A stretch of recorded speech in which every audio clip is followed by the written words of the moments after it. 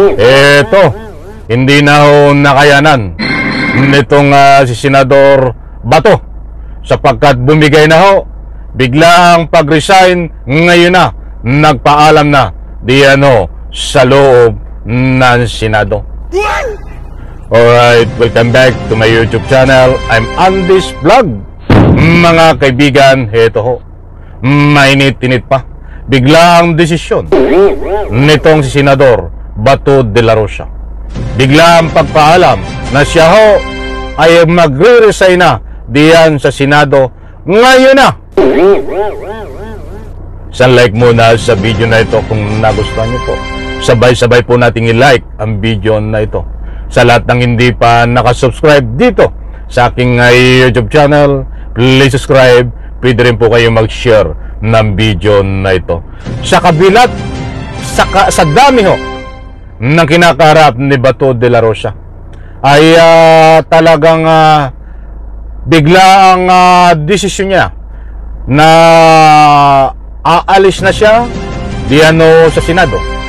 At gusto ko pong ibahagi sa inyo, hindi po ito fake news ang ipaparinig, ipapanood po sa inyo dahil dito sa madamdamin na pagpapaalam ni Bato de la Rosa na siya ho ay magre-resign na sa Senado. Ano ang matinding dahilan nito?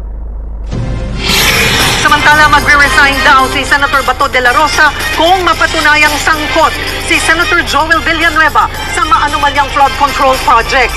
Kwento kasi ni dating Bulacan. Ayan mga kaibigan, maliwanag po, yan si Bato de la Rosa. Usapang resign muna tayo. Hindi po tayo nagpapakalat ng anumang fake news. Napakaliwanag po diyan na magre-resign na itong si Bato de la Rosa at nagpaalam na ho. Mas matindi pa ho ang matutuklasan natin, mga mahal kong taga-subaybay. Ito, pakinggan po natin. Kaya hindi yan nangyari. Mayor Honor, sabi ko nga po, hindi po ako. Gusto ko sabihin sa inyo, kung sabihin nyo involved si Senator Villanueva sa flood control, right here, right now, mag-resign ako sa pagkasenador.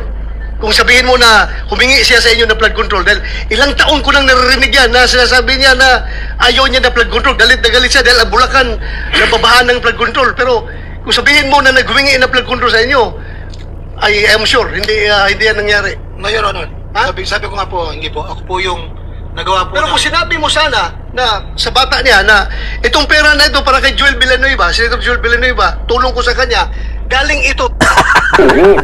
Iyan si Bato, mga kaibigan, ninaabogaduhan at pinagtatanggol itong si alias Boydila Villanueva.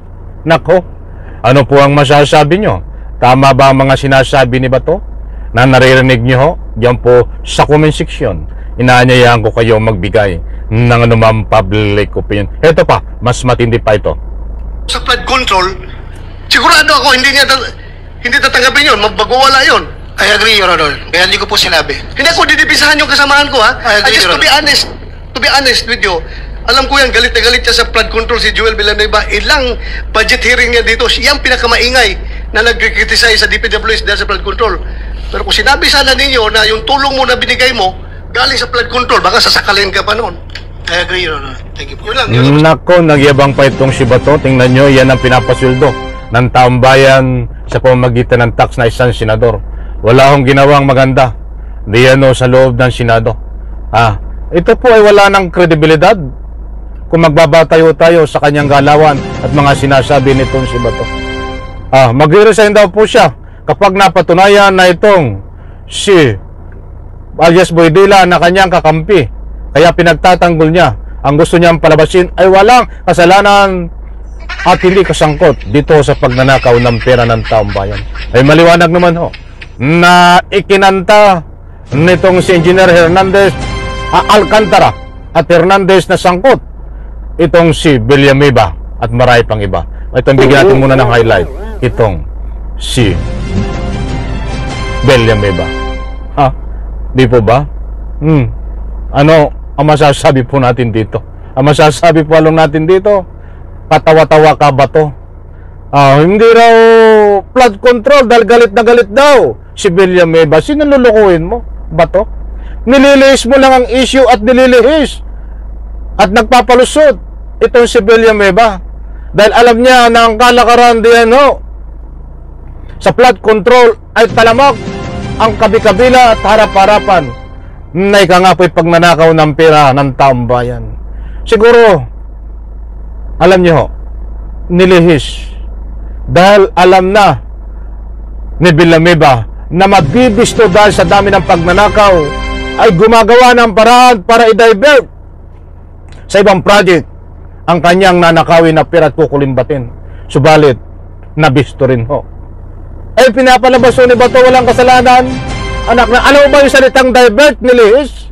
Instead sa flood control, ilagay yung kanyang nanakawin ay inilagay sa ibang project nang akala ni Villanueva ay hindi mabibisto. Subalit nabisto at nalaman din. Ano ba to? Naiintindihan mo ba yun?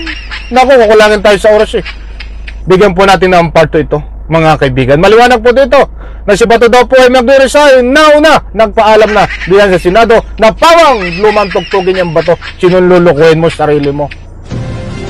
Walang kredibilidad ang iyong mga sinasabi na ikaw ay senador, nakapagtanggol ng mga sindikato diyan sa loob ng Senado. Sayang lang ang pinapasildo sa iyo ng taong bayan. That is my second YouTube channel po. Please support din.